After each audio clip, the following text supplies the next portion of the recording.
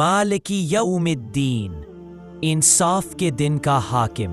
मालिकी यौमिद्दीन ये सूरत अल-फातिहा की चौथी आयत है, जिसका मतलब है क़यामत के दिन का मालिक। इस आयत का मतलब ये है कि अल्लाह ताला ही रोज़े क़यामत यानी हिसाब व किताब के दिन का अकेला मालिक है। वो दिन जब दुनिया के तमाम इंसानों को उनके अच्छे और बुरे अमाल का बदला दिया जाएगा, और इस दिन सिर्फ अल्लाह ही का हुक्म चलेगा। कोई दूसरा शख्स या ताकत इस दिन फैसला नहीं कर सकेगा।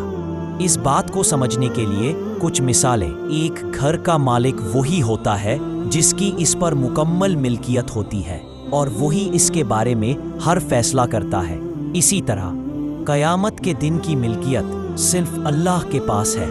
जब कोई बादशाह अपने मुल्क का हाकिम होता है तो वही अपने राया के लिए कानून बनाता है और वही उनका हिसाब करता है। इसी तरह अल्लाह ताला क़यामत के दिन तमाम जहानों का हाकिम है और वही सबका हिसाब करेगा। इस दिन किसी और की हुक्मरानी नहीं चलेगी। जब आप कोई इम्तहान देते हैं तो उसका रिजल्ट या नतीजा देने का इख्तियार सिर्फ उस्ताद या उस इदारे के पास होता है जिसने इम्तहान लिया हो। कोई भी तालिब इल्म खुद अपने नंबर नहीं दे सकता। इसी तरह क़यामत के दिन नेक और बद का फैसला करने वाला सिर्फ अल्लाह ताला है। ये आयत हमें ये बताती है कि हमें सिर्फ अल्लाह की इबादत करनी चाहिए और सिर्फ उसी से डरना चाहिए। जब हम ये समझते हैं कि रोज़े क़यामत हमारा फैसला करने वाला सिर्फ अल्लाह है, तो हमें अपनी ज़िंदगी में अच्छे काम करने की तरगीब मिलती है, ताकि हम उस दिन अल्लाह के सामने शर्मिंदा ना हो।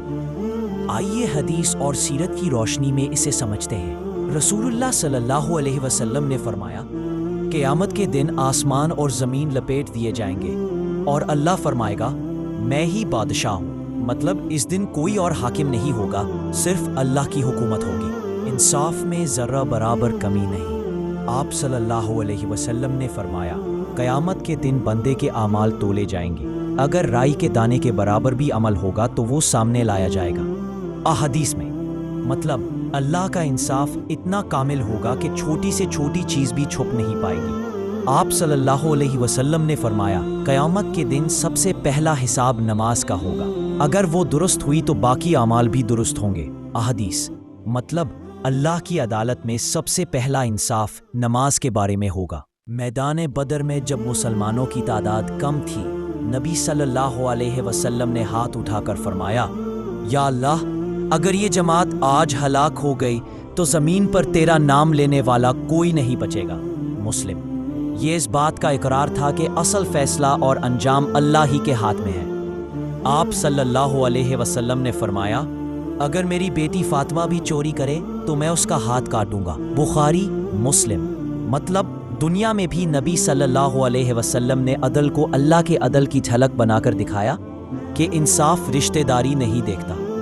नबी सल्लल्लाहु अलैहि वसल्लम अक्सर दुआ करते, अल्लाहुम्मा हासिबनी हिसाबन यसीरा, यानी ए अल्लाह मेरा हिसाब आसान लेना।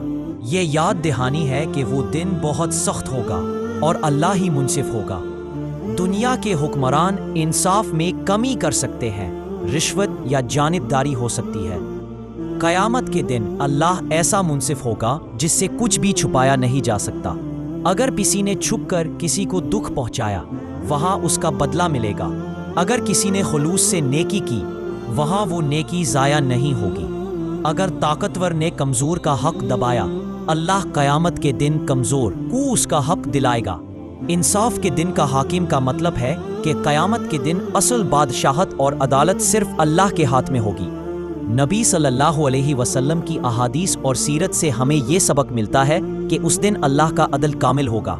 ना सिफारिश काम आएगी, ना दौलत, ना दुनिया की ताकत, ईमान और अमल।